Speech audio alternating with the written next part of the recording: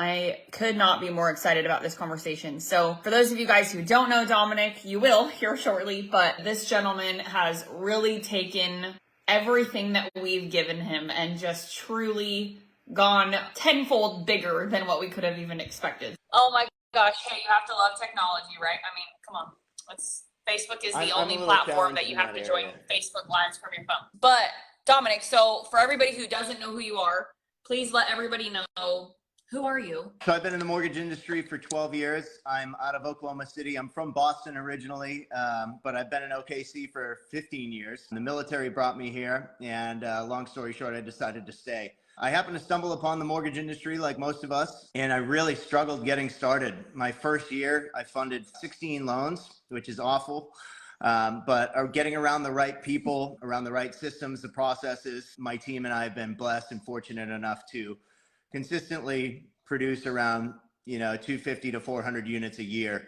So we're very fortunate to have grown in that sense. I believe that just doing the right thing consistently over time has led me to where I am today. So I'm excited to share with everybody whatever knowledge I can share. I love to be a resource. I think that's going to tie really beautifully into one of my very first questions for you. And you've had an enormous amount of success in business, right? But when you said you only funded 16 loans in your first year, like, I think a lot of people would be thinking what you were probably thinking, which is, I have to do better than this, right? So what did that look like for you? Because you obviously started just before 2008, right after. So for me, it was, I was at a company where there wasn't a whole lot of direction, not their fault. I just was at kind of a network branch, and there just wasn't a lot of support. So my brother, who was in medical sales down in Florida, he sent me a book that a friend recommended to him. It was called High Trust Selling by Todd Duncan.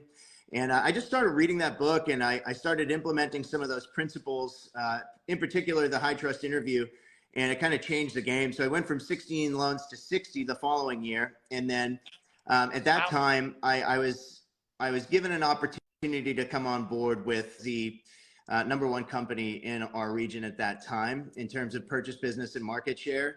And I just knew that if I could get with them and learn what they were doing, that everything was going to change for me. And so that's what I did. And in fact, I left this part out, but I tried to get over there when I had that 16 loans in a year production report.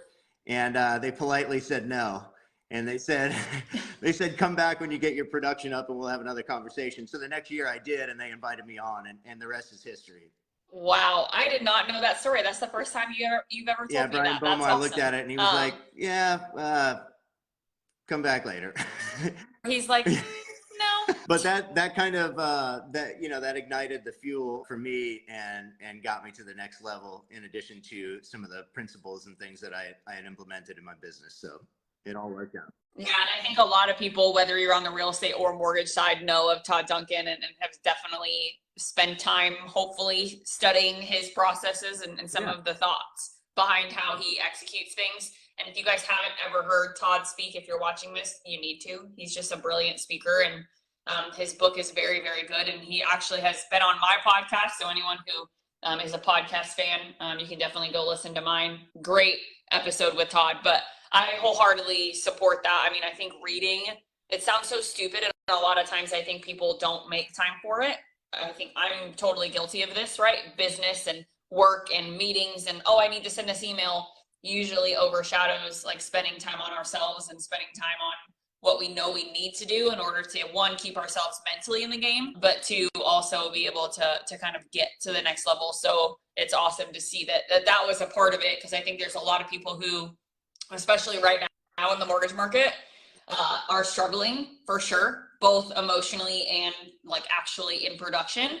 So, you had a rough-ish year. I would say rough is relative because you still had a great business, but what happened over the last year? What are you guys doing right now that is keeping you where you're at as we've kind of shifted into a newer, better year, hopefully? And what would you tell somebody who's kind of in the thick of it right now? So there's a couple of things that you have to be mindful of. And it's the fact that business was just flowing the last few years, post-pandemic or during the pandemic.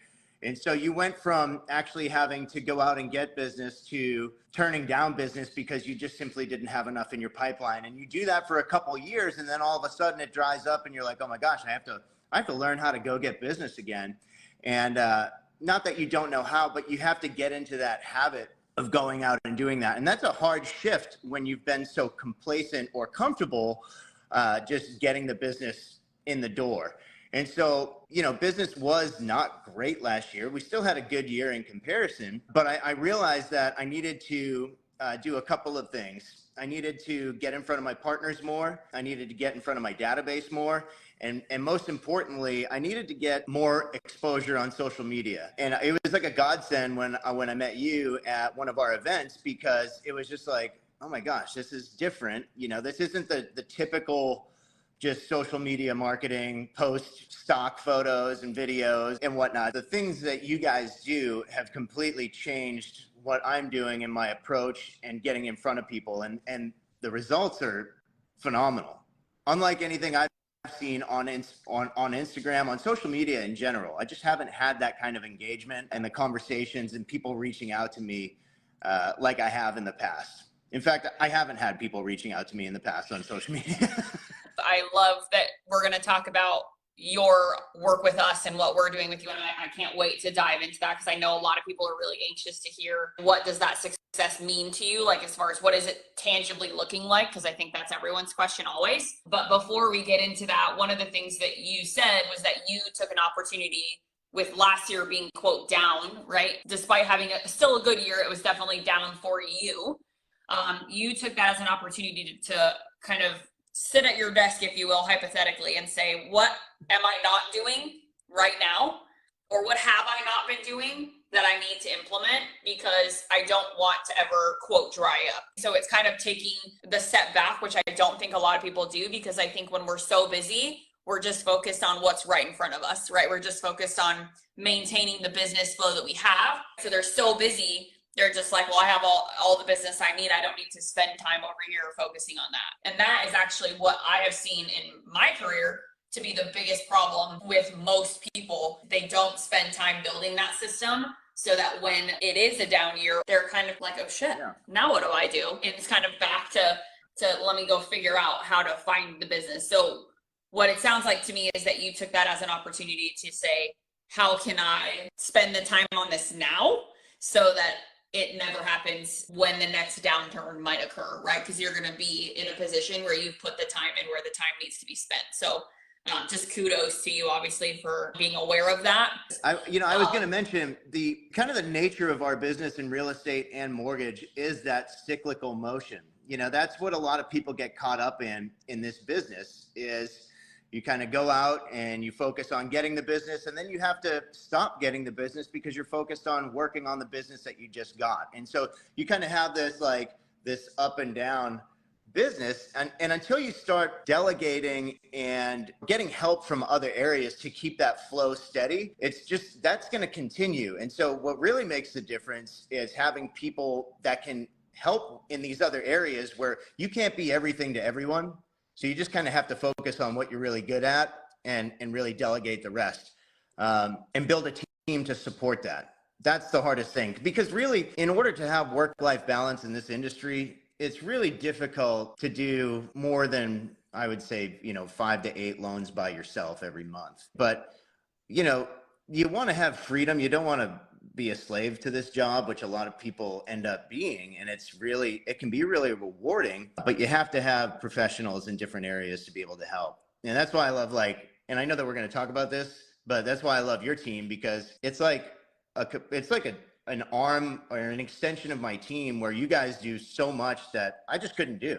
I can't physically do not have the time to do it. So you have to be able to leverage, I shouldn't say it like that, but build a team around you to help with those things that continue to drive the business forward and not up and down. No, I totally agree with you. And I think that I want to shift gears. So we met at a event called Think and Grow that your organization puts together multiple times a year, from my understanding. I just happened to be lucky to be part of the one last year. And funny is they actually reached out to me on Instagram. That's how they found me to be able to come out and speak for you guys. But it was a really incredible event. It was a very intimate experience, being able to just be in a much smaller room and really be able to kind of speak into you guys. But one of the things that I talked about at that event is around DMing and engagement, and how that is prospecting and understanding what that part looks like. And I think that that was why so many of you guys were really excited about the opportunity. But you and I didn't actually really talk a ton at the event. I was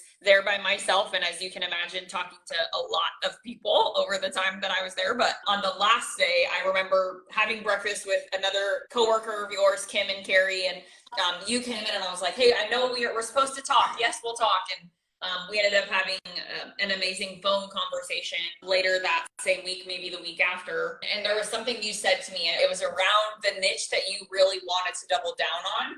And so why don't you tell everybody kind of like what that was and why that was so important to you? And then I think we'll use that as an opportunity to go into what we're doing to help you. So I specialized in divorce lending. I got certified back in 2018. And a couple of years before that, my wife and I, we blended a family. And I just realized firsthand kind of the effect that divorce has on the family, the home, all of these different aspects of life. And what I noticed is that there was a significant disconnect between family law, real estate, and mortgage and tax planning. And these judges and attorneys, no fault of their own, but they don't know Fannie Mae, Freddie Mac, FHA, VA, USDA guidelines. But they're arbitrarily putting these things into place in the decree that say, hey, you get the house, you have to refinance in 120 days, and you're going to get X amount in alimony, and child support's going to continue for 2 years, and you'll be fine. And then the decree is signed, everybody moves on, and then they call a lender, and they're like, hey, well, you don't qualify because child support's not going to continue for 36 months. You're not going to be able to do X, Y, and Z. And so it's like, okay, well, if I can just get in on the front end during settlement and negotiations, then I can help be a part of the professional divorce team and really guide not only the client, but the professional divorce team on what is going to work depending on what they're going to do. So I need to be clear, I'm not a tax accountant, I'm not an attorney, but I can help guide them and determine the allocation of assets in real estate in a way that's going to help create a successful divorce post decree. So that's what I started doing. I've had a tough time getting it off the ground. Every attorney I speak to, they are on board with it, but then all of a sudden it's like, I can't get a hold of them or whatnot. But now once I incorporated you and your team, it's like, I'm getting attorneys reaching out to me. I'm getting realtors reaching out to me. I'm getting clients reaching out to me that have just been seeing my videos. I had a guy last night in Tulsa who was like, hey, I see that you're, friends with so-and-so. I'm not even friends with them. We just follow them, but they're fellow attorneys. And he was like, I'd love to meet you, see if we can work together. I'm really interested. And I'm like, that's incredible. So all of these opportunities and conversations, the engagement is up significantly. The relationships are up. We're organically building these partnerships that I wouldn't have otherwise been able to do. And so I'll kind of let you take it from there, but it's been a game changer. So one of the things that we did with you, Dominic, is when you and I had a really long, intense conversation in a good way. I remember being with Micah, who's my head engagement coordinator. We were standing right next to each other and we were talking to you together on speakerphone, and you were so excited about it. You're like, I want to talk to divorce attorneys. I want to talk to the people who are like up front, right? The people who I can get to before that person has a problem on the back end. And Micah and I are just frantically typing out all of these different ideas and different places we can go. We're even talking about, getting lawyers who are graduating right out of law school. And we're going through all of these different ways to kind of figure out how we can go find these people for you. And so that kind of leads into what we do, right? Which is we take a client like you and we say, okay, so your ideal client is X, Y, and Z. We're now going to schedule 5 different days of the week. So Monday, Tuesday, Wednesday, Thursday, Friday. And we're going to create an ideal client for each of those 5 days. And there might be duplicate days because there's so much in one. And then for you, there's one day, I don't want to speak for Micah, but there's one day that I know that she does for you that is just a challenge because there's not a lot of them on the platform. But I find that to be amazing, right? I think that's the best opportunity because I'm thinking if there's not a lot of them, it means that nobody's probably talking to them. So it gives us a huge leverage point. So essentially what we did, right, is we took your ideal client, we built 5 days worth of ideal areas to find them or different categories we could to go find them. And then we just started executing point blank, right? And it's one of those, like, you have to fail first before you figure out how to fix it. And I don't think we ever failed per se, but there were some days where we were like, okay, this isn't really working. We're not finding what we want to find. So let's fine tune this and go somewhere else. But over the course of the last, call it 2.5 months, I think we started at the end of December, you've had tangible ROI where someone direct to consumer has reached out and said, Dominic, like, this is exactly, I'm going through this exact situation. I need you right now. You've had realtor partners of yours who have reached out, who have never sent you business before, who are like, hey, I saw this video that of you talking about the divorce side of things. Obviously you're an expert. I remember that DM, like it's like ingrained in my brain. And he was like, yeah, obviously you're the divorce specialist or whatever the phrase was. And you're thinking like, what the hell? This guy's never even barely talked to me. And now he wants to talk to me, you know? And then obviously you have the subliminal side of things, right? Where you're at a party or you're at a networking event or something and someone's like, hey, I'm watching, I see all your videos, keep it up. And then obviously within your organization, right, you have other people who are reaching out to you saying like, what are you doing, Dominic? So talk to us about all of that. One, on how it feels to see it executed. And then also, let's be honest and talk about what does it feel like on your side as far as the workload that we then put back on you. As you said, it's really remarkable, the results. Obviously, I was, like I said in the beginning, I was skeptical because I haven't personally been a part of something that really generated the results that you guys do. So for me, it was like, oh my gosh, I'm starting to get people that are reaching out to me.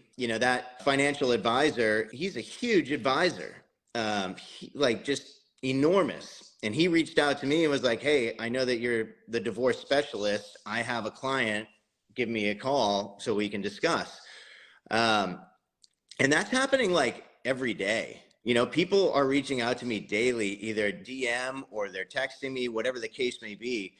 And it's just, we're kind of building this foundation in which, like, I went from nobody knowing about the divorce lending with my own efforts to like everybody all of a sudden knows that I'm the divorce specialist, And that's great too, because if you think about it from a lender's perspective, you may not work with certain partners and they may work with another lender, but you know what? They're going to see my videos and they're going to be like, oh, I've got this divorcing client. They need to go talk to Dom. It's like the riches are in the niches. I think I heard that recently. And it's crazy. I don't have anything but great things to say about it. I'm really excited because in just a couple of months, it's like, I can't imagine what 6 months is going to look like. You know what I mean? I was in an appointment. This gal called me who was going to meet with a receiver. And a receiver is somebody who the court brings in when the two are not amicable enough to make decisions. So the receiver comes in and they make the decisions for the couple.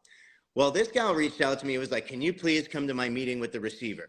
And this receiver is a new attorney, or he's not a new attorney, but he's a family law attorney. So I got to sit in that appointment, meet that attorney, and also meet her attorney for future potential business. So it's just rapidly picking up pace and just super excited. There's a quote that you said to me via text message, and I'm going to read it because I think that this is the point that we're trying to make. Don't judge your day by the harvest you reap, but by the seeds you plant. And you said to us, we're out there, we're doing it, we're planting it. And what has happened for you in such a short amount of time is not unlike what everybody else can achieve, right? And I think that that's one of the things that I want to talk about here on this side of it is we have lots of clients. We have thousands of course students who are inside the Instagram Power Method. And the biggest difference between those people and you and people like you, right? We have a ton of very successful clients, but then we have some who are not succeeding or they're not doing anything, right? Which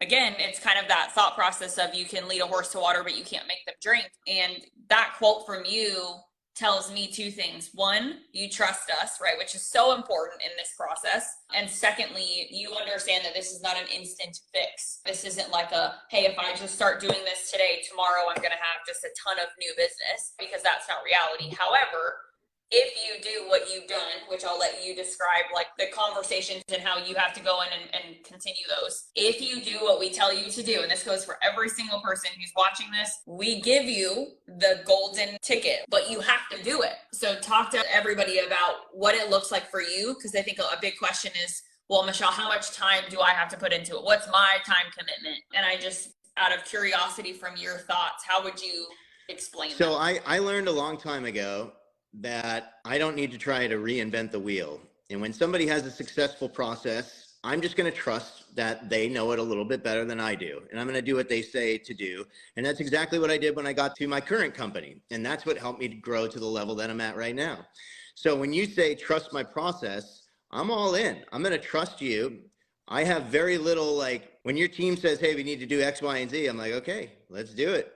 But in terms of the time spent, it's really simple. And God bless your team, because sometimes, like, they still have to get on to me to get a video in, but it's not a lot of work. I just have to record it. Like, my videos are not professional. They're like this. I prop my phone up and then I take a quick video. I don't have a ring light all the time. I don't have, a perfect backdrop. I just shoot because people want to see the content. They want to see me real. And it's really, really simple. So I just provide information that I know is going to be beneficial to that particular audience. And that's it. It's really simple. Everybody on this call who's in mortgage or real estate already knows something that other people don't. Just share that information. It doesn't have to be all perfect and worded, brilliantly.